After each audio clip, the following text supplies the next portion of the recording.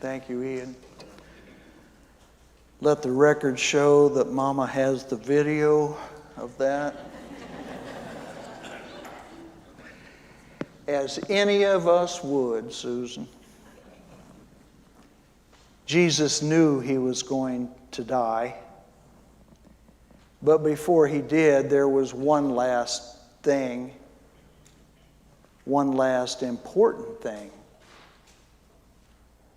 one last critical thing that he had to say. He wanted his disciples to know what was foremost on his heart, the last teaching he might ever do. Jesus, like every good Jew, had come to Jerusalem for the Passover. He had gathered with his 12 disciples to eat this last meal. And he knew, people, it's critical to understand this, he knew full well what was about to happen. He knew that by the end of the night, one of his disciples would betray him to the authorities. Another one would deny him 3 times, and all of them would leave him utterly alone in the time of his most painful hour.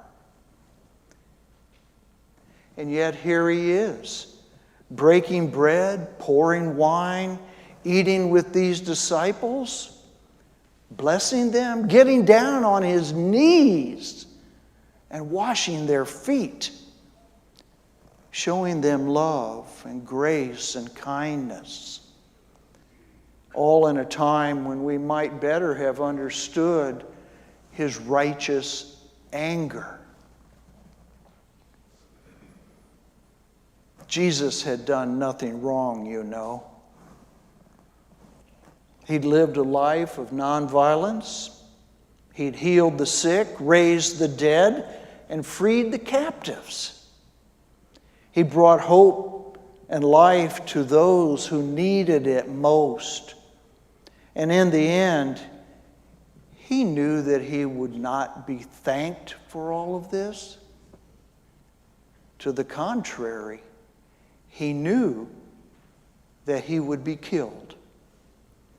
Because in the end, the goodness, kindness, and compassion for the lost and lonely were more of a threat to the Roman and Jewish authorities than any mighty army. But this night, he wasn't running away or preparing for battle. No, he was simply with the ones that he loved the most and was still teaching. Not surprising, is it? Not surprising that Jesus was with those that meant the most to him as his time drew near. And it's not surprising at all, that Jesus would share with them the one last, most important thing he would ever want them to know.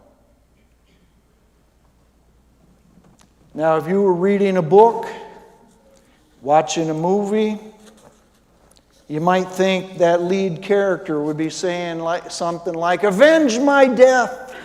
Don't let them get away with it. Strike back."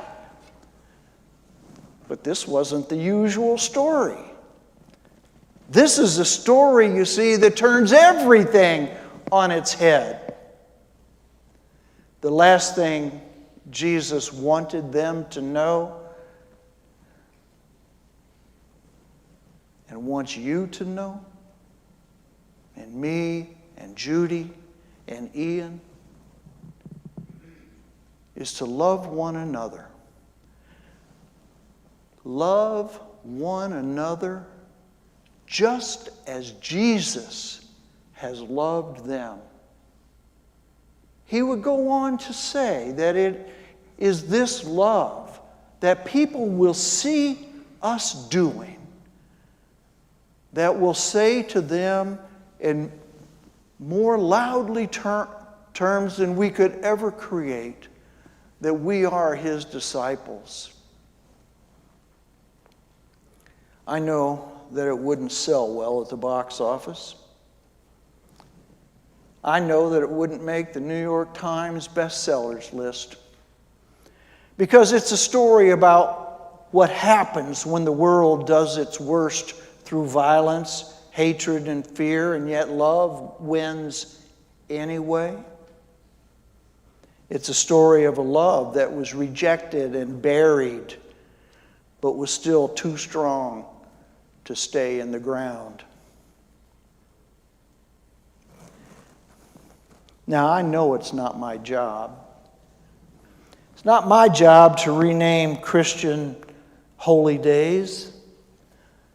But if it were, I might change this one. I might change it from Maundy Thursday, a name that none of us ever get right. I would change it, I think, to Love One Another Thursday. What do you think? Should I circulate a petition? You think I'd have much luck at that? My buddy thinks so. Love One Another Thursday. You could sing to that. No, they don't think so. That was the last thing Jesus wanted us to know. Because after all, this is the only message that really matters. Can you think of anything more important? I can't. This is the only message that really matters. And Jesus said that this was how people would really know who we are, by loving one another. We would never be known, I think, as followers of Jesus because we put a bumper sticker of a fish on our cars. And you know what that means now, because I explained that to you a few weeks ago. Or by wearing a cross around our neck. Or by what we say we believe, or who we vote for or against. Jesus said we would just be known by one simple thing. The one thing He wanted us most to know. That when all is said and done, all that really matters is whether we love one another. Nothing more, nothing less, nothing else.